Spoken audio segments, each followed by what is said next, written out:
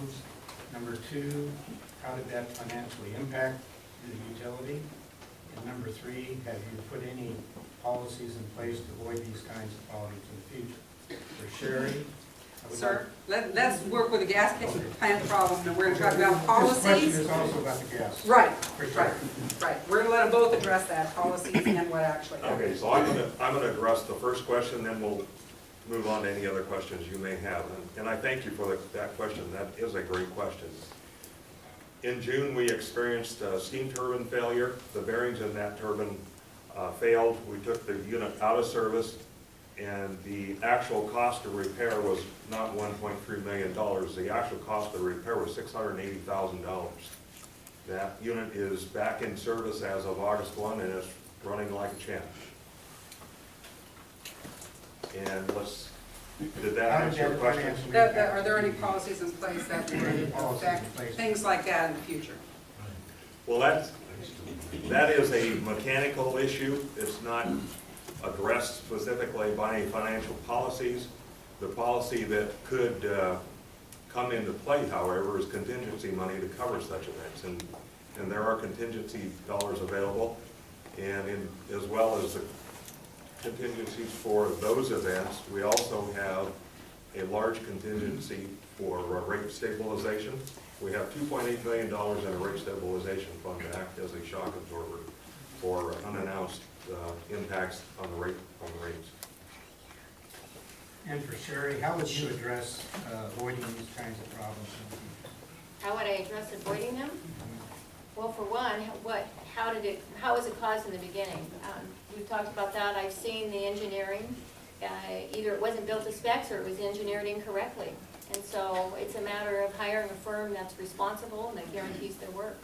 And also, when he talked about the cost, yes, it was almost $700,000 in hard cost to repair it, but we also lost $600,000 in generation, so it does total $1.3 million.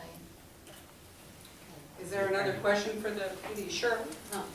I'm Shirley Cox from my town. Could you clarify how old was that piece of equipment that failed? Was it something new or what was the Yes, age how of the old was equipment the that age of the failed? equipment? The plant had recently been commissioned. The history of the general contractor that was on that site, he was failing to meet specifications on certain components within the facility. We basically eliminated the contractor from the site. We terminated the contract eventually. We did a lot of diligence work to surround what issues were not meeting specifications and remedied those. After the plant came into service, we had the bearings go out on that steam turbine. We brought in a team of specialists to analyze the whole steam turbine configuration and determine that certain components in that did not meet specifications as well. So at the end of the day, it was not a design problem. It was a specification problem that was not picked up by the project manager. And yes, I am accountable for overseeing all that, and I am pleased to announce that facility is up and running. It's running very, very well. It's running very smoothly and meets all the specifications of the manufacturer. Would you like a follow-up on that? Is there anything No, you need he to add? covered that very well. Okay, that's very good. Is there anyone that has a question for the district court judge candidate? Oh, yeah. I would like to know what you're going to do about domestic violence or how that's going to be addressed, which is probably a greater problem than the pot problem, which isn't a problem. As the domestic Right, violence that's is right. rampant. Speak to the issue of domestic violence Please. in the community. Well, I thank you for the question. I think that with regard to the issues, I don't want to leave the impression that I think that one problem that we have that deals with the criminal justice system is greater than any other problem. They're all problems when the courts are involved. And with regard to the domestic violence problem that we have in this community and throughout our country, I think our courts are doing the best job they can to deal with that. Prosecutors and the police are getting better educated in dealing with these problems and dealing with them in a proactive fashion and creating situations that deal with treatment and other issues. And we're doing better with that. We have a ways to go. And I would like to see us put more resources to that to make sure that we're ending the cycle of violence that we have in our communities all over the country. So, Resources would be great. yeah, Thank you. thank you for the question. You had a question for PUD? Your name? Eric Stritton, 1 Recently, Barclays and Morgan's family warned about the risk exposure of many utilities to new technologies coming along. I haven't heard anything about this in the plan for PUD. What is the plan for these new technologies that are likely to cause problems with your risk profile? Sharon, do you want to answer first? I can. I mean, I can answer what I've heard from the board meetings and different possibilities. And yes, you're right, they're going to be challenged. The grid can only handle so much power. One of the meetings Jim Smith brought up, California's bringing on 15,000 megawatts of power from solar. And the solar, they've learned how to store it too. And so, yeah, we've got some issues coming up with what to do with our own power. I know they've spoken, they can clean the gas now, they've got the scrubbers to clean it. They're considering putting a gas line that's 1 mile to meet the natural gas line. And that's about a $10 million project. They can fund that through other utilities prepaying for that natural gas. That's another idea. Another one I know Randy Knowles has been working on diligently is the pump storage, where we would take our excess power from the windmills and our gas plant and create this storage. And it's going to be right there. We have the water rights at Roosevelt from the aluminum plant. And so that's a huge project though. That's like $2.5 billion. That's not something our PUD can invest in. We can help facilitate it. We have the water rights, we have the power, so we can make money from that, but it'll be outsiders that will build this. So those are some things that they have on the plate and they sound reasonable. Dan? I think your question was to unproven technology specifically. No, a lot of utilities are getting one slam now. It's called the death spiral. What are we gonna do about it? You want to be more specific about it? Yeah, as the photovoltaic and battery technology is getting cheaper, becoming cheaper for people to get off the grid than to pay the rates of the grid. Therefore, you have fewer ratepayers and your rates have to go up. So it's a death spiral. Okay. You never heard of this? Oh, absolutely. What are you doing about it? Totally understand that. Well, storage is obviously the answer to a lot of these questions that you're answering, because as we know, the wind blows when it blows, and when it stops, there's no generation. So if we in fact can take that energy that's available when it's available and store it for use at an appropriate time, it becomes valuable. And it's not a detriment at that point, it's an asset that you can fit into your utility system and benefit your customers through carbon-free energy sources. The great thing about pump storage is it is proven technology. It's been around for 50, 60, 80 years. It's cost effective and it can happen here in this county. And I am not one to say that KPUD has the financial resources to implement that, but there are many entities around that do. If we can facilitate the installation of a large pump storage facility, and by large I mean 1,500 megawatts, which is comparable to 2 dams on the river, we can utilize our existing assets, which are water rights and infrastructure that ties into the grid. We can utilize those to deliver opportunities and jobs to this county. It will be here forever and benefit the region as well. Thank you.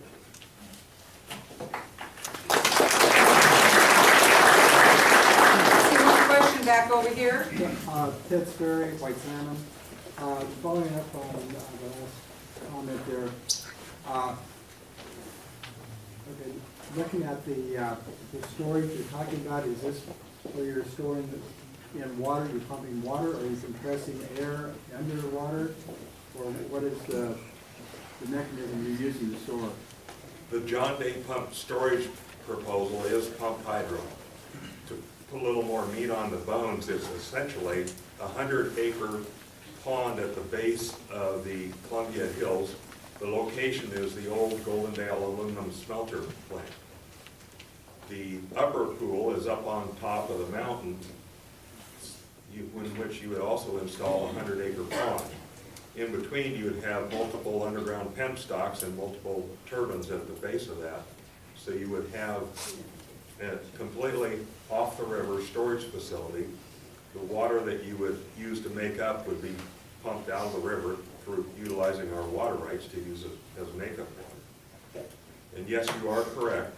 It is possible to store energy with pumped air. And there are several geologic structures in the state of Washington and Oregon that could support such a storage project. But that's a little more unproven than pumped hydro. Thank you. Sherry, would you like to address the issue of storage? No, but I did want to answer his other question. Okay. Because I think you were referring mostly to individual residents. Is that right, with net metering? That's part of it. You know, how are we doing with demand response and net metering? With net metering? Well, for those of you who don't know, net metering is when you as a homeowner decide to put up your own solar, what they call photovoltaic panels, or wind, whichever, and then you get a meter, it goes either direction. But you talk about this death spiral. Washington State and our RCW will only allow you to produce 100 kilowatt hours. And they will PUD only has to take on 0.5% of what our net peak energy was back in 1996. And once we achieve that much power, individual homeowners are all generating that much power, then that's it. That's where the PUDs it's an RCW. Does that help? Thank you. One brief follow-up, and then we're going to move to the next set of candidates. A Mr. Sperry. follow-up question. My name is Ted Sperry. And looking at, I think, what I was hearing you say over there for the other question was looking at the supply-demand. And I think at this time, my understanding is that QuickTap PUD actually sells power outside of the state of Washington. Is that correct? Yes. I mean, is that, how substantial is that? I guess that'd be one question. And then two, when you do have a number of solar projects that are coming online in California and elsewhere, are you really projecting the amount of demand for QuickTap PUD power to be increasing, decreasing, or staying the same? The amount of power that KPUD puts into the marketplace is roughly 28 megawatts. And that number comes from 20 megawatts at the landfill gas and roughly 8 megawatts of wind generation. The 5 megawatt hydro project on the Dairy Dam is brought into Clickitat County PUD's electrical system and goes to all your homes. The reason we do that is because it's $10 a megawatt hour less than the current wholesale Bonneville rates. And the question about looking into the future with respect to solar, we anticipate that the solar production in California will escalate to the point where we have an oversupply of inexpensive solar in the summer during the peak hours, as well as additional generation from the windmills here in the Northwest. Now, when and how those line up, and if there's transmission capacity to move those both directions is somewhat problematic. There's a limitation on how much you can move south and vice versa. So yes, there is potential for impacts up here. It's less so than in California though, because their generation down there, I believe, is projected to go to 15,000 megawatts, which is a large number. Thank you. Do you have a follow-up comment, Sherry? No, Or is that covered? No? that's- Okay, we're going to move on to the next group of candidates. I'd like to thank you all for coming.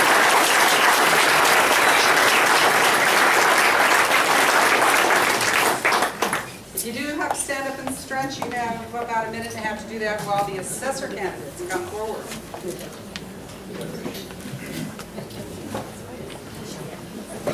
Excellent. Go have an alert group. Yes.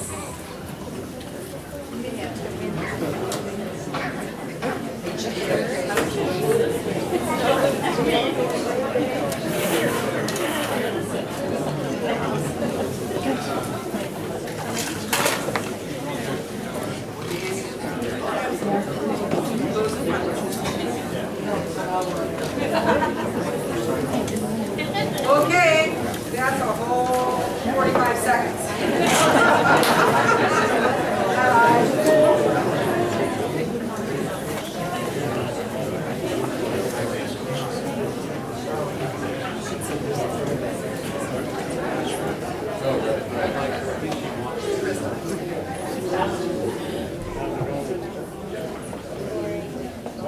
attention, please.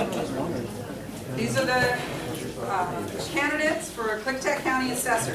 Krista Schroeder. Good evening, everyone. I want to thank the Chamber and Mr. Optimus for putting this on for everybody. It's very important that you get out with the candidates. I also want to thank my husband and father-in-law who's come around on the campaign trail with me and been very supportive of me, and the other families here tonight. I have spent the last 12 and a half years working within Clicktack County government for you. First 5.5 years in the assessor's office where I was trained and cross-trained by experienced, knowledgeable staff. Sorry, they're saying they can't hear me back there. One of the things that I did while I was in the assessor's office is with cooperation with the assessor at the time, which was Van Vandenberg, as well as other staff, I implemented procedures to help purchasers of current use farm and ag and forest property. And I'm not going to go into a lot of detail about what that is, but you can always talk to me afterwards. Basically, if you bought that property and you continued in the program, there's responsibilities that you had in order to stay in there. And if you didn't take care of those responsibilities, you could be responsible for up to 8 to 10 years of back taxes. And so we felt that it was very important to make sure that you knew what you were getting into. And so we took a 6-month period so that everybody had a leeway on what we were going to do. And during that time, we had some educational outreach meetings with the title companies, the realtors, some attorneys that deal with land purchases and sales, and told them that, you know, especially the realtors, because their thing was sign here, it lowers your taxes by a cow. And that sounds fine, but you know what happens if you don't buy a cow? Then you have all these taxes that you owe. So it was very important to make sure people really knew what they were getting into. And at the end of that 6 months, it was kind of the drop-dead date of, you know, if property sales were coming through, you needed to have talked to me at the time, make sure you qualified and everything, and then, you know, all was good. Until we didn't have any problems, because we had that long leeway, and we did the public outreach that was required. And that is also one of the things that I would really love to do, if elected, your next assessor. And that would be to have meetings and forums and outreach programs to let you know everything that the assessor's office do. How are assessments achieved? How do you do the levy rate? What else does the assessor's office do? Because I think an informed public would absolutely have less issues with your assessments. Nobody's ever happy when they get their tax statement, but you know, if you understand where it's coming from and what the market's doing, I think you'd understand it a little bit more. The last 7 years I have spent in the Clicktack County Planning Department, where I've worked primarily for you to achieve your projects that you wanted to on your land. Doing that, I had to work with the landowner, their realtor, title companies, surveyors, all the different offices and departments of the county, taxing districts, incorporated cities such as White Salmon, and state agencies such as Department of Ecology and Department of Archaeology and Historic Preservation. It's always a mouthful. And I was able to do this, so I can work cooperatively with all of these different groups. And I can bring that into the assessor's office. I can work with anyone. So I am a 4th generation Clicktack County resident. I've been married to my husband for 27 years. And I would just love to have your vote on November 4th. Ballots go out on the 17th, so we have some early birds that get those in there right away. But any questions you have of me, you can call me. I've been running ads in the paper with my phone number and email address, so she's telling me to stop. So once again, contact me if you have any questions.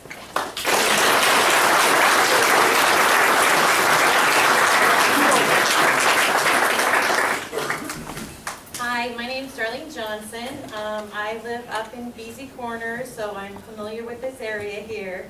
And I want to tell you how I became the assessor. I moved here, I bought a house for $415,000.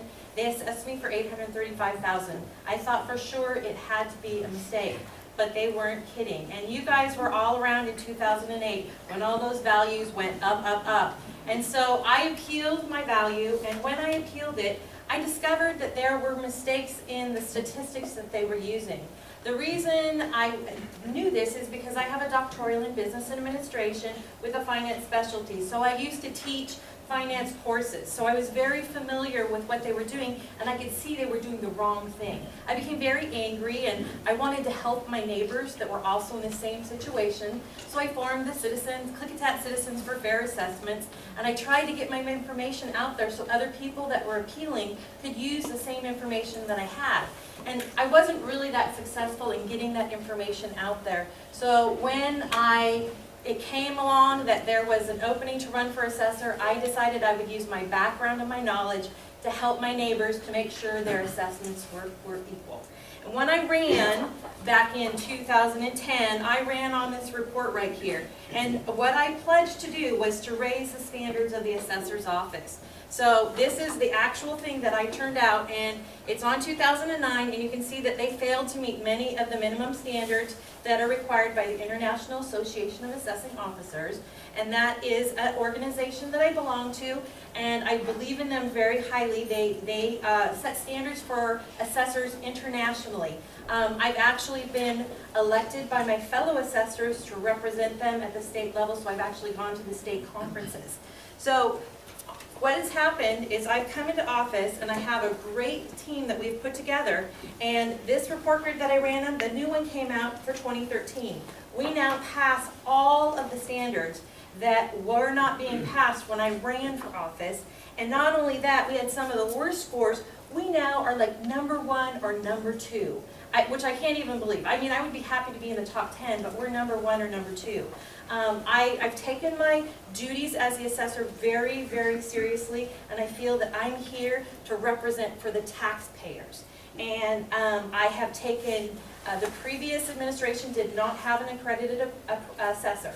I have taken all the courses that I need to become an accredited assessor. I've taken over 20 different classes just on appraisal. I've also taken over 12 classes on levies, personal property. I've done everything that I could do to become the very best assessor that I could be. I also have worked very hard doing public relations. One of the things that I'm very proud about is our program that we've used in our office to try and educate people about our senior citizen exemption program. This program, and I want you all to know about it, is a program that gives seniors the ability that are low income. If you make less than $35,000, you're over the age of 61, there's exemptions that are available for you for your taxes. We've had articles in the Enterprise, we've had articles in the Sentinel, we've done the Klickitat Tadler, we've done the senior newsletter. We actually have sent one of our gals to actually go to the free AARP tax, where the seniors get to fill out their taxes, and we had a table right there, so you could come right in, do your taxes, and we would take all your information right there. And that program has been very effective because we have over 44 that we've added. So the last thing I want to say is that I am an independent person. I'm not taking any donations for my campaign whatsoever. I do not want to be influenced by land developers or outside people. I'm independent, and I'd appreciate your vote.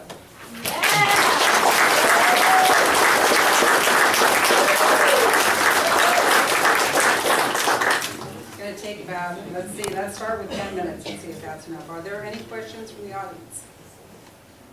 Any questions at all? Yes. I love it. There were 2 submitted written questions, but they're by the same person who has published them in both newspapers in this county, and so I don't know that we need to go there again. No questions about property assessments, value of your property. Third call. Last call, I guess I say. Both of these women have a lot of information that you can address to them individually if you have some questions. So thank you very much. Let's see.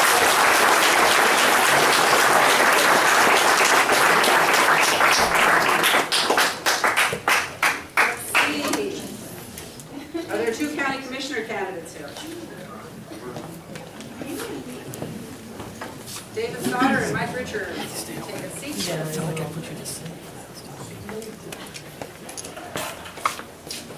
doing a backward copy of tonight, so you get to go first. Don't get too comfortable. Well, no, I should get extra time since there was no questions. You beginning? No. What do I get, 4 minutes? 4 minutes. 4 minutes, okay. Hi, good evening. My name is Dave Sauter. I am the current Clickitat County Commissioner, and I am seeking re-election. I guess the first question people always ask is why? That's a great question, a question I've asked myself as well. But really, the answer to that is the same as it was 8 years ago when I originally decided to run, and that really was out of a sense of duty and obligations to the community. I was born and raised here, just over at Skyline Hospital about 50 years ago, soon to be 51. And so really, the reason I ran then as I do now is because of that, and because that I really care about this county and the citizens and the well-being. And I think we have faced and will face some pretty significant challenges that I'm uniquely qualified to deal with. When I ran originally, I promised that I would bring energy, I would bring enthusiasm, I would bring new ideas to the position, that I would, I remember saying about, I will hit the ground running, and I think I've done that. It's been quite a journey, I will say, over these last 8 years. One of the things that you learn when you're a county commissioner is that people really look to you to solve problems.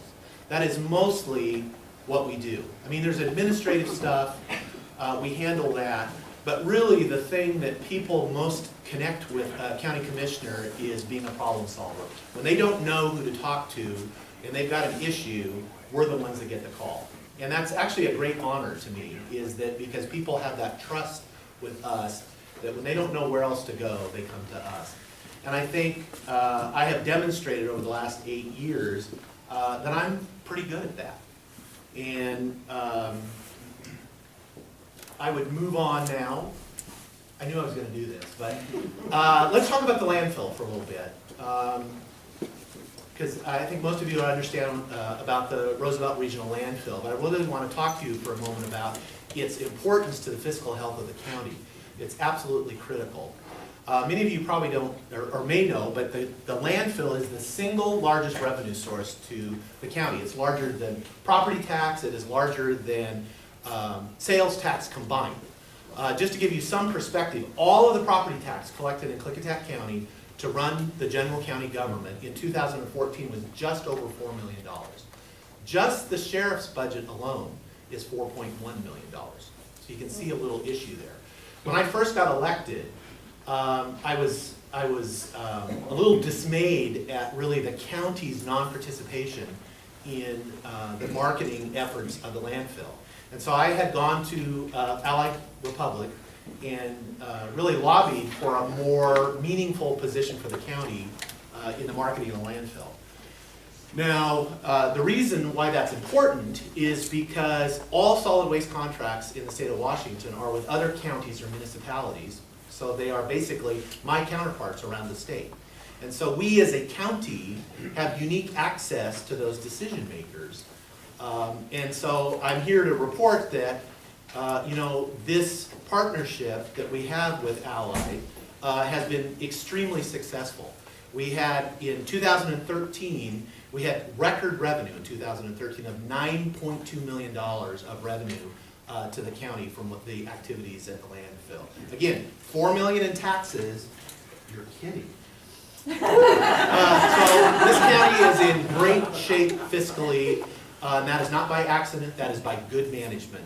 And so if you return me, I will keep up the good work, and we can see more prosperity stuff.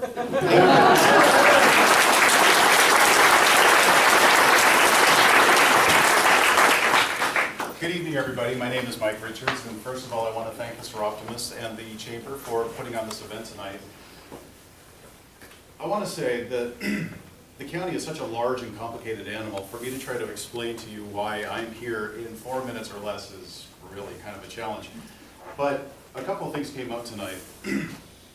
I'm running as a the more fiscally responsible candidate in this campaign. When Mr. Sauter took office in 2007, the county had a total expenditure of $30 million. Last year, that had gone up to $63 million. So that's an increase of 110%. And I've been asking audiences around the county, how many of our budgets, our household budgets, have increased by more than double? Because I know mine hasn't. So what does this mean for Klickitat County?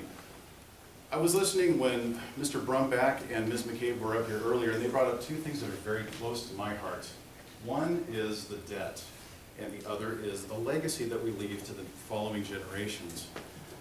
The debt in Washington State currently stands at $90 billion, and I've been explaining this to people, and a lot of people ask me, they say, Mike, what does that mean to me? $90 billion, that's an unfathomable amount of money, it's always going to be there, what difference does it make? Here's the difference that it makes. In 2010, the state of Washington, our taxpayers spent $1.3 billion just servicing the debt, just paying the interest on the debt. Last year, or actually this year, it's forecast to be $1.55 billion. Now that's $1.55 billion roughly every year that now is not available for taxpayers. It's not available to go into roads. It's not available to go into schools and teachers and other things that the state mandates that the county do. And one of the things that I pledge, if I'm elected, is to take a much closer look at all these expensive projects that we do, like the Dallasport Industrial Park Expansion Project. I think the price tag on that is up to 2.1. It was originally 1.5 million. It's now up to 2.1 million dollars according to Curve. And these projects like this are great, but they don't really fall under the category of what I see the county government being responsible for. All government in the United States should be about three things: protecting your life, protecting your liberty, and protecting your property. Everything else will follow. If you hold the government to these principles, Americans will figure out the rest. They're ingenious and they're motivated to do the right thing. And basically what my campaign is about is taking into consideration for the future generations and not making that $90 billion, $190 billion, $290 billion. Where do we stop? And so that's really what my campaign is about, is balancing the needs of the generations of today with the needs of the coming generations. That's really what I have to say. Thank you.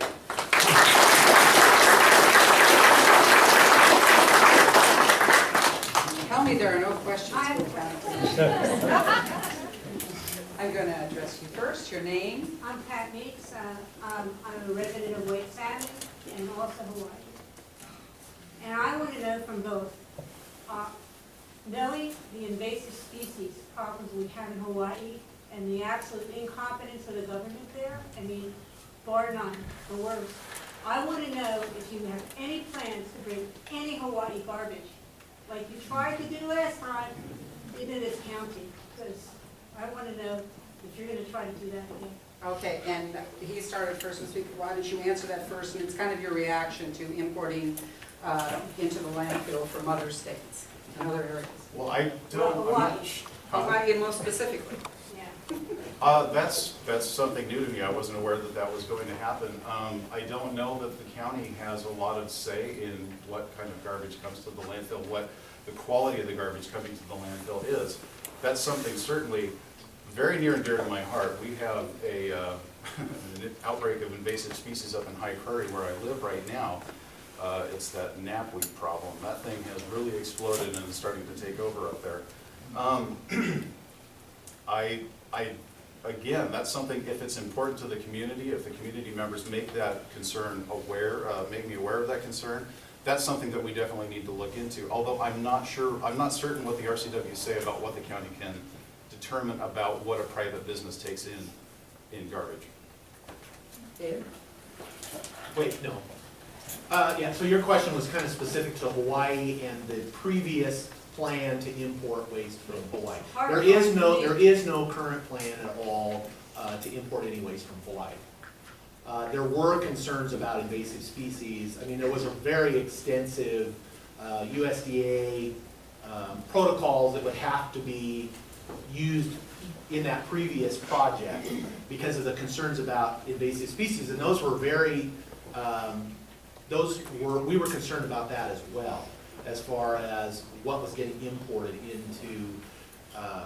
into our county. I mean, this county, the environmental regulations that the county insisted was imposed on that landfill were much higher than federal and state standards, and that's why, is because we, you know, we have to live here. We don't want to have stuff coming here that is, you know, not good for us as well. But to answer your question, no, there's no plans to have any waste come from Hawaii at all. I'd like to call on you, Betty, but the gentleman is here. White Salmon, on the question of whether or not a county commissioner should be involved in promoting business. Doesn't the state have a Department of Economic Development? Doesn't the port have a port commission for the purpose of getting new business and new employees? That's my question. How do you feel about that? You start first. Yes, I think the county commissioners and the county government as a whole does definitely have a role in promoting and developing economic development. That's kind of government 101, or it has been, as far as you're correct, Herb, as far as the state, the feds, everybody, they have whole departments that's what they do. We're fortunate in this county too, we do as well. We have a Department of Economic Development in this county, which we fund, which actually gets funded from the landfill receipts, is where that money comes from. It's not tax dollars.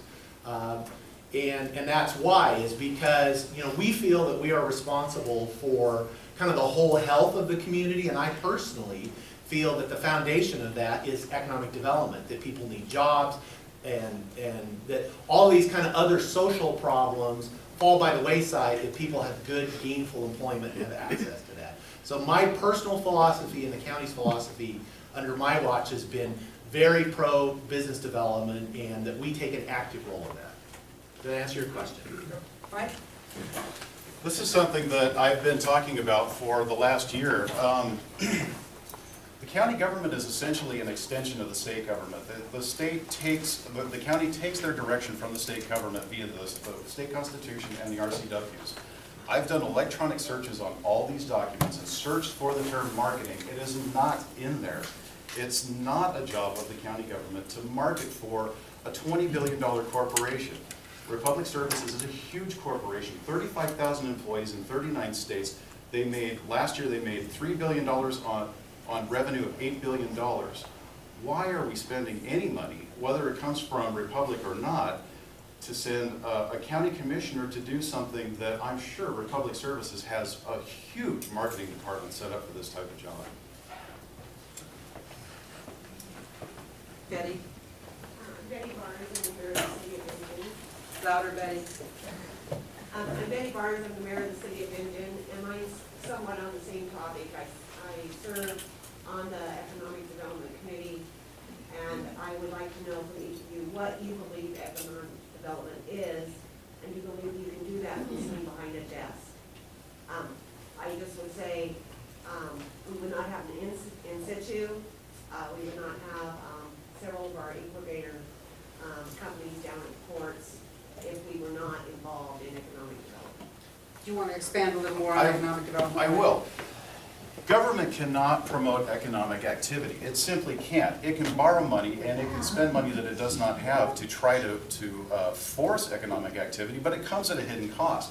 And that hidden cost is adding more money to the debt.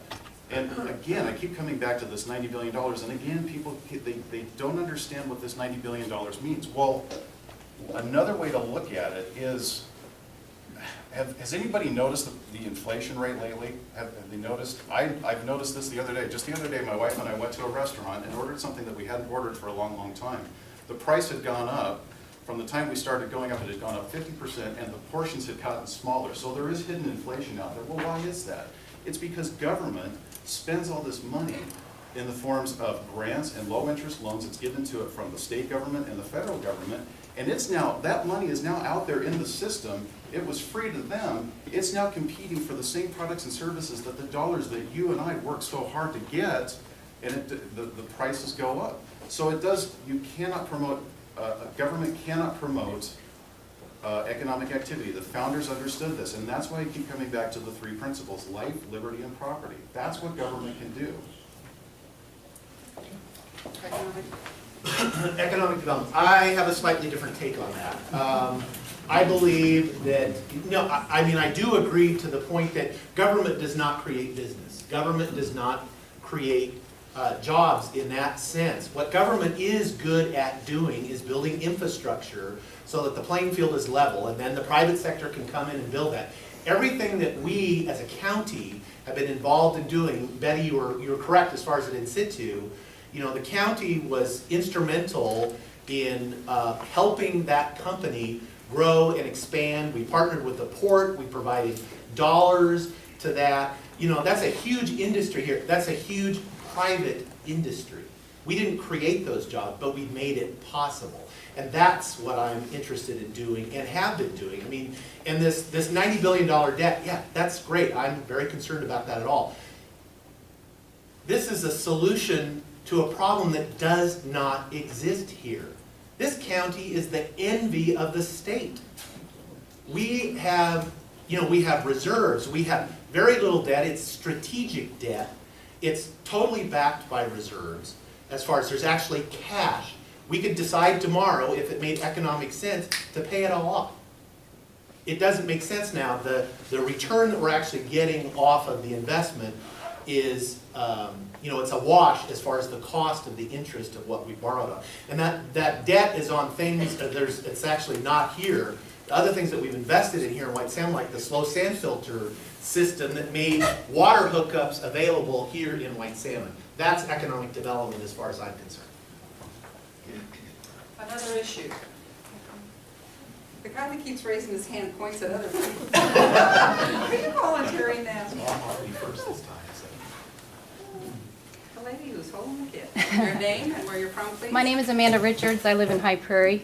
Amanda, I have to say, aren't you married to this I do, but I candidate? have a question. And that's okay, Amanda, and we've seen a lot of those in both of the papers.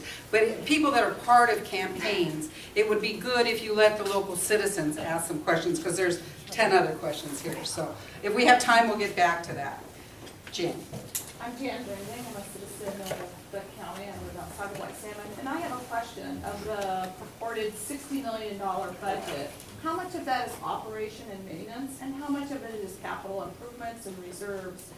And how much debt, generally, does the county actually have? I know there's this 90 whatever number for the state, but let's focus on the county debt. Okay, let's take those three questions in that. As far as the 60 million budget that was referred to, yes, that's an excellent question. As far as there are two different budgets. There's an operating, there's the general fund budget, and then there's the other budget, which is really a capital budget. The operating budget is the general fund budget for the most part. That's the thing that pays, the general government. It's the salaries and wages of the people.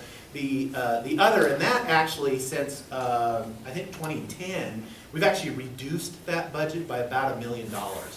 And we cut 32 FTE out of county government in the general fund and overall fund. The other one is a capital budget, which are those are like projects. So they're one-time expenses. And so it varies widely year to year. The road projects, I've seen road construction, the budget from one year to the next, it'll be $20 million one year, it'll be $7 million the next year. Because it depends on what's on the books, what's coming up, and what funding we got as far as state and federal grants. Before I run out of time, the total debt of the county right now is $5.7 million, of which the Dallasport wastewater treatment plant is $3.9. 1.5 is still the bond payments that we're paying on this. Total reserves of the county are around $19 million right now. Thank you. I can't really expand too much on what he just said. I will, however, say that you can't really ignore the interaction between the state and the county.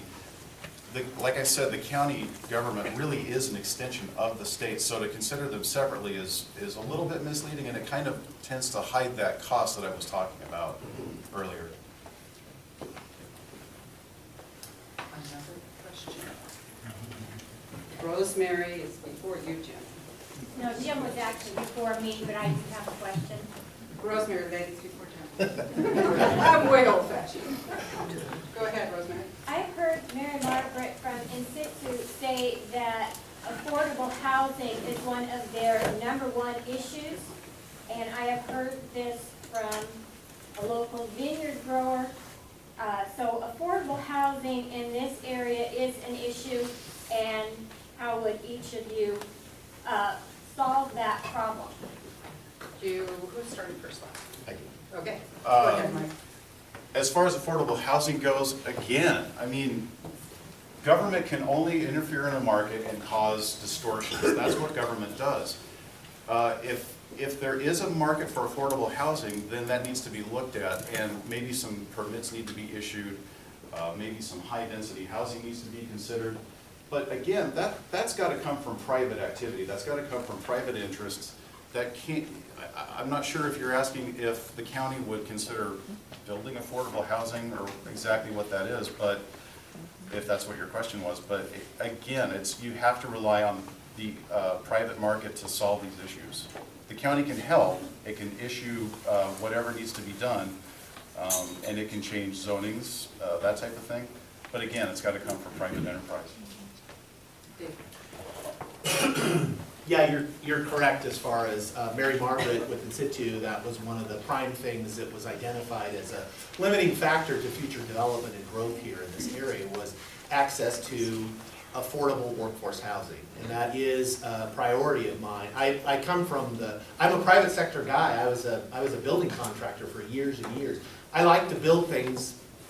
As far as the affordable housing piece and what can we do as far as the county, one of the things that we've looked at and have tried to do is, one of the things that drives where houses get built is the regulatory structure of the county. Zoning, and that was one of the reasons that we primarily looked at the additional dwelling unit, which I don't want to get people all riled up again about that. But that was the prime reason why we looked at it down here, was that's a tool government can use as far as to control density and try to get the private sector to develop more out there. There are some things that, I serve on the Columbia Gorge Housing Authority, which is principally, that's for low-income housing. There's all kinds of things, programs that the government is doing in low-income housing, but they're doing nothing really in the affordable workforce housing.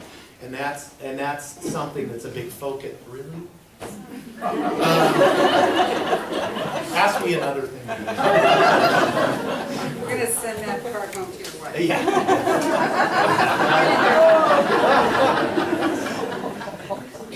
Betsy Smith, Houston, can you define what is actually affordable housing and what the parameters are? Thank you. Yeah, there's actually a lot of debate about that, because it's different in different parts of the county. What is considered affordable down here in White Salmon would be no one in Goldendale would even contemplate that.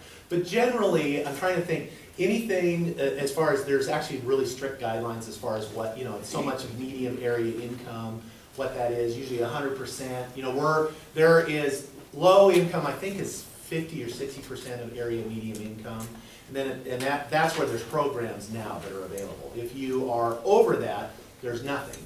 And then, so what we're looking for, somewhere in that 60% to 120% of medium area income is what we would consider affordable workforce housing. Which again, as I said, is different in different parts of the county. The wages tend to be higher down here in the West End, and so that band is going to be bigger than it is, say, in Klickitat or Goldendale or Wishram.